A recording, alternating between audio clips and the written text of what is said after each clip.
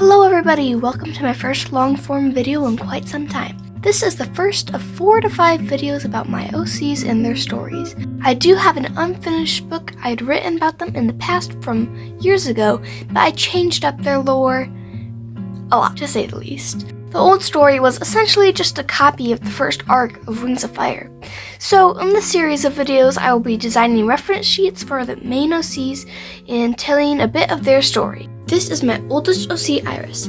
She is a Rainwing and has a personality much like Glory. Sarcastic and sassy, but cares deep down. On her other side, not shown in this drawing, her frill is torn and she has scars near her ear from an attack, which I will talk about more later. This story takes place centuries after the Dragonets of Destiny had died. Purio was headed in a good direction. However, it was rare to find a Plantalan dragon there nowadays, unless you were at Jade Mountain Academy. They'd all gone back to the Lost Continent. It had been restored anyway. Jade Mountain Academy is still up and running, and other schools have sprung up as well. Now, on to her story.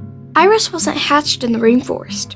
Her mother, Coconut, and father, Birch, lived in the Scorpion Den, where they had fled after Birch attempted to assassinate the Queen of the Rainwings. They settled in a hidden room in some Sandwing's home and had 3 eggs together. Inside them, a midnight blue, a green macaw-colored, and an odd brown dragonet. The brown dragonet hatched first, and then the green. The dragonets were named Sloth and Macaw after their coloring. The last egg, however, didn't hatch that night. The next morning, Macaw screamed until her parents woke up and saw the last egg beginning to hatch. Out popped a small night sky-colored dragon with yellow patterns and frills. They named her Iris. The next day, Sandwing guards infiltrated their hideout. One Rainwing was also with them. Birch and Coconut were taken prisoner and kept in the Sandwing's dungeon, while the dragonets were taken back to the rainforest. Except Iris had been left behind. They hadn't seen the tiny dragon hiding behind the curtain in fear, so she was left on her own. There was some fruit left behind, but it wasn't much. Soon enough, she had nothing and was too weak and vulnerable to go outside. One fateful day, a Sandwing dragonet with freckles and a dark frill appeared in the hideout room. She had been looking for somewhere to hide when she noticed Iris curled up in the corner, thirsty and starving. Her name was Quail. The two instantly took a liking to each other. Quail helped Iris gain her strength and learn to live on her own. How Quail had taught herself after being abandoned, which we will get into in a later video. Around 6 years later, Iris and Quail are living in a cave near the Sky Kingdom, well hidden by trees and other plants, also blending in with the mountain. They also have 2 new companions, a sky blue Seawing named Finn and a crimson skywing named Firework. For time's sake, I will save the stories of how they met for a later video, when I can do their designs. For now, I'll just say that Firework used to be a general until he was caught freeing a prisoner who may or may not have been Iris.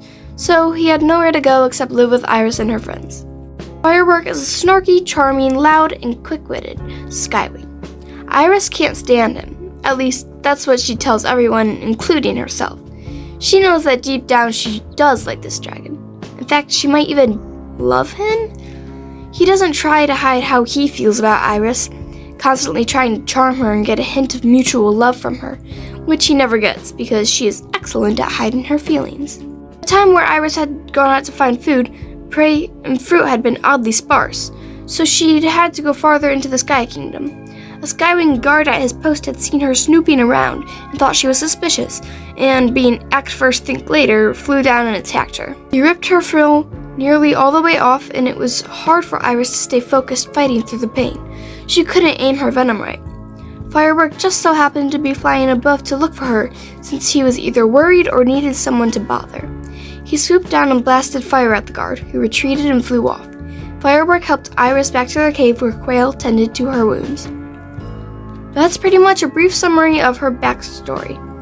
Of course, much more will happen in the future, especially if I decided to rewrite her book.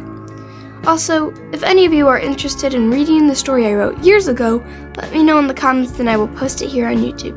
Keep in mind it is very poorly written and super dramatic. And here is her finished design. I'm quite proud of how she turned out and I hope you all enjoyed this video.